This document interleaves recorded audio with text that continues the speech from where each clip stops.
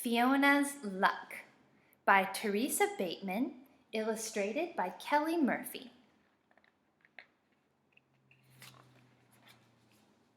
Fiona's Luck.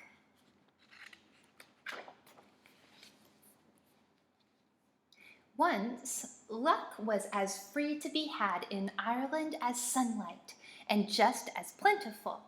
It filled the air, and anyone could grab a handful of it as the need arose. This was largely due to the leprechauns, for they made luck like cows made milk.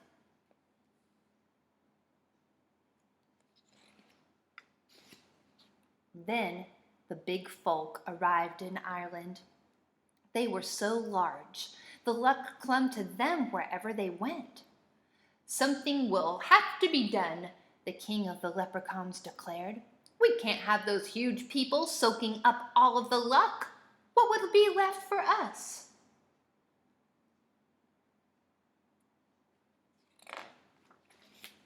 So, under the king's orders, the leprechauns wove fine golden thread into magical nets. Then, late one midsummer's eve, when the luck was at its height, they swept it up and stored it all in an old oak chest by the king's throne, so he could distribute it where and when he chose.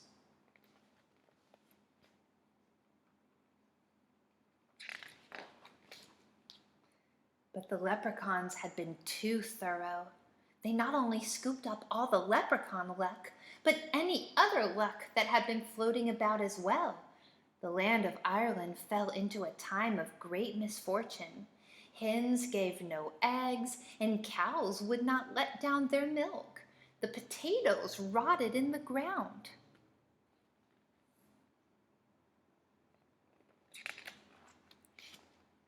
Now, it happened that in Ireland there lived a woman named Fiona. She knew the lack of luck had to be the work of the leprechauns, so it followed that they alone could restore good fortune to the land.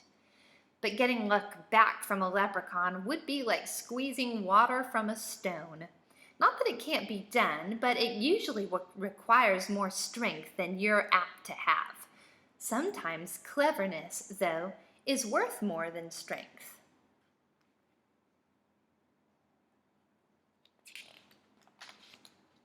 So, Fiona took her last coins and used them to buy a cow and some chickens. Then, every morning and evening, she would take that cow into the barn. When she emerged, she would be carrying 2 buckets, slopping over with whiteness. "Aye, she's a fine cow," Fiona would say to any who asked. "It's lucky I am to have her." So the rumors began. While others were short on luck, Fiona had pails of it.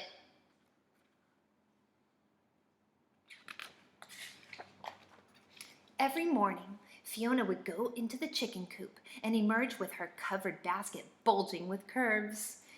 "The hens seem contented," she commented to her neighbors. "It's lucky I am to have them." So the rumors spread. While others were short on luck, Fiona had baskets of it. Then Fiona began digging in her garden and filling her wheelbarrow with round, dirt-covered lumps. "It's not a good year for potatoes," Fiona said to all who passed. "Still, I'm lucky to have what I have." Now the rumors had wings. While others were short on luck, Fiona had wheelbarrows full of it.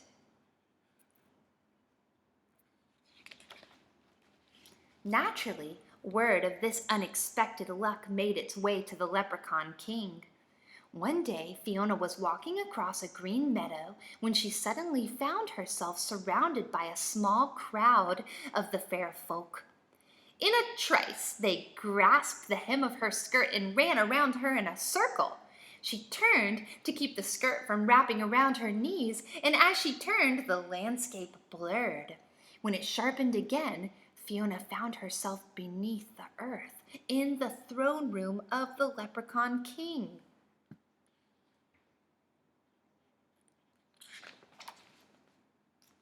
It was a glorious cavern with rich tapestries hanging against tall granite walls.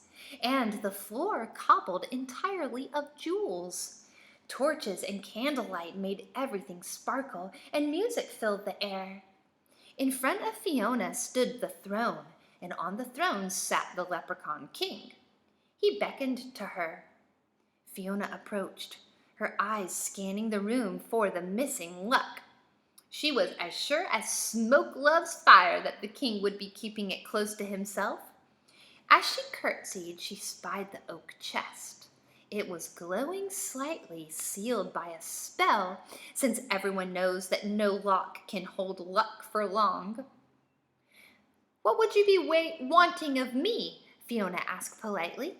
The king scowled. "Where are you getting all your luck? Who's been giving it to you, and why?" he demanded.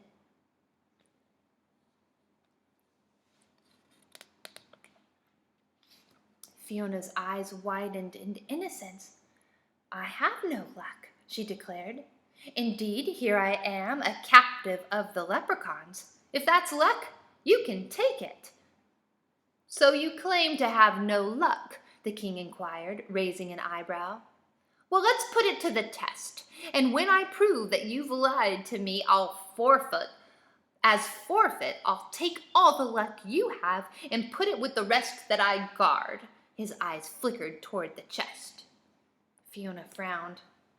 "That's a sorry bargain for me," she said. "Yet I know the rules. If a test is to be made, then a forfeit must be paid by the loser. I haven't lied, so when I'm proven truthful, I demand a wish as your forfeit." The king's eyes turned shrewd. "Agreed," he said slyly. "I'll give you a wish for exactly the value of the luck you have if my tests prove me wrong." Fiona knew she was being cheated. A woman with wit, though, can turn even a leprechaun's cleverness against himself. She glanced at the chest, and then, barely keeping a smile from her lips, nodded.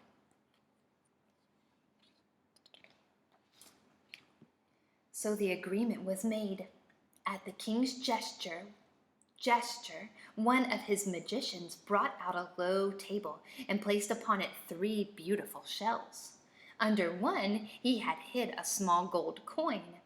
Then he whisked the shells around and over and under in a blur no human eye could follow. "Now," the king said, "where's the gold?"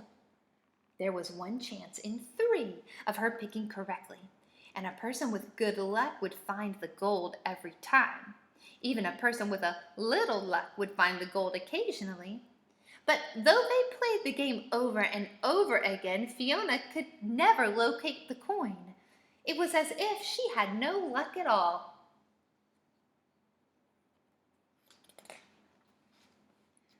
"Another test," the king ordered. A leprechaun harp was brought forth. Now, leprechaun instruments make music by the luck of the player. A person with good luck would be able to play something just by stroking the strings. Even a person with just a hint of luck could probably finger out a simple melody. But in Fiona's hands, the strings went out of tune, and no matter how she stroked and plucked, nothing but ear-bending noise resulted. The king shuddered and frowned. Could he have been mistaken? Perhaps the last test would prove him right. "Bring out the chess set," he demanded. He and Fiona faced each other across the board. The king made his opening move. Nobody could hope to beat the leprechaun king, for he was steeped in luck. But a person with good luck could last a while against him. Even a person with just a bit of luck had hopes of making a few good moves. Despite the king trying his hardest to lose, Fiona was beaten soundly within 2 minutes. The king eyed her in amazement. "You have no luck at all," he declared. "But what about the milk and the eggs and the potatoes?" Fiona sighed. "If I fill my milk bucket with whitewash, or my egg basket with pine cones, or my wheelbarrow with dirty rocks, surely that's my own business. I told you I had no luck, and I didn't lie. Now I'll take my wish and be on my way." The king nodded slowly.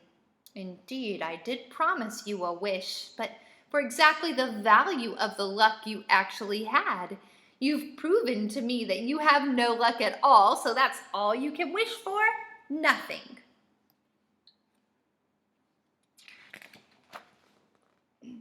He smiled at the cleverness of his reasoning, all well within the limits of leprechaun law.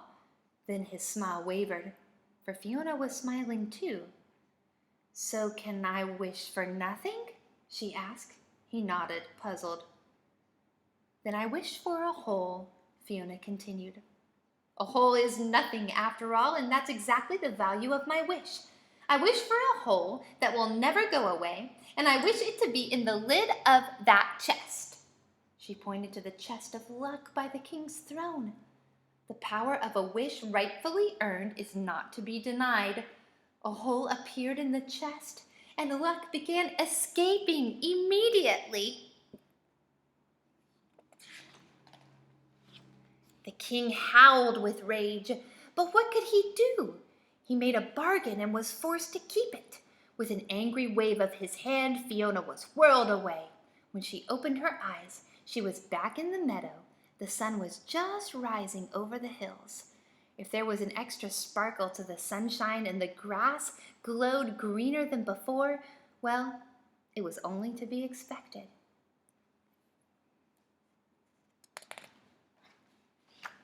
And that is why, from that day to this, you'll always find some luck roaming free around Ireland. For the hole is still in the chest, and the king must keep his promise.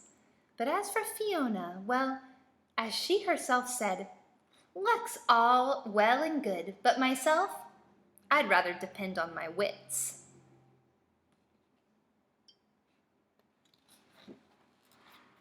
The end.